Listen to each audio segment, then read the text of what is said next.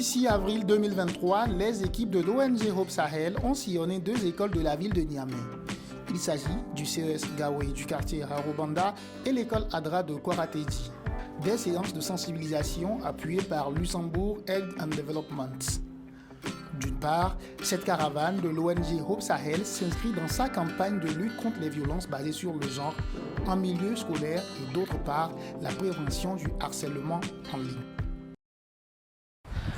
On nous a dit les atouts des appareils électroménagers et ensuite les différentes parties des violences basées sur les genres.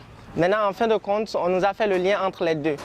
En tant qu'élèves, nous utilisons les outils électroménagers, à savoir le téléphone, pour avancer nos études, pour accumuler des connaissances. Mais malheureusement, ce même téléphone-là, nous l'utilisons pour harceler et pour déranger l'intimité de nos camarades. Alors aujourd'hui, les autorités sont venues afin de nous sensibiliser aux dangers que nous courons en faisant ces différents harcèlements, à savoir menacer l'intimité des gens. Bien sûr, des choses que nous faisons tout en ignorant que c'est un danger que nous sommes en train de courir. J'ai compris les différents types de violences ainsi que comment les dénoncer à la police et aux ONG. Oui, ça a été utile pour moi parce que je peux donner l'information à d'autres gens qui n'ont pas pu suivre la formation. Ces témoignages de jeunes filles et garçons montrent l'importance de la sensibilisation. À Harobanda, au CES Gawé, c'est la surveillance de l'école qui nous donne son avis sur les sujets de cette sensibilisation. Moi, en tant qu'administratrice, je dis que je suis très fière parce que chaque jour, nous vivons ces genres de violences dans nos établissements. Je leur dis merci, merci beaucoup. Par rapport à l'utilisation du numérique, je leur dis d'utiliser ça consciemment, de prendre surtout le côté positif, c'est-à-dire de s'instruire et non de se détruire. Lors de ces séances, les équipes de l'ONG Hope Sahel sont appuyées par la division protection des mineurs et des femmes de la police nationale. Pendant les échanges, les équipes partagent avec les élèves les contours des différents types de violences qui existent, comment les reconnaître, comment dénoncer les différents actes de violence basés sur le genre et surtout, quelles sont les sanctions prévues par la loi.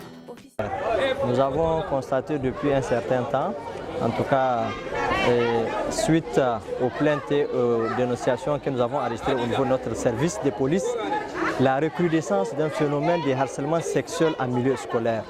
Donc c'est la motivation et ensuite nous avons été invités par les organisateurs pour pouvoir leur donner un coup de main, booster cette activité à travers l'animation d'une communication sur la thématique VBG. Et je pense que vous avez suivi avec intérêt l'activité. Les jeunes étaient vraiment très intéressants dans leurs interventions et ils nous ont écoutés vraiment avec une oreille responsable par rapport à ce message qui est la violence basée sur les genres. Nous, au niveau de notre structure, on reçoit des cas où vraiment c'est soit des élèves qui sont victimes de ce genre d'infractions caractérisées comme VBG ou qui parfois passent par l'usage des appareils numériques, genre les téléphones Android.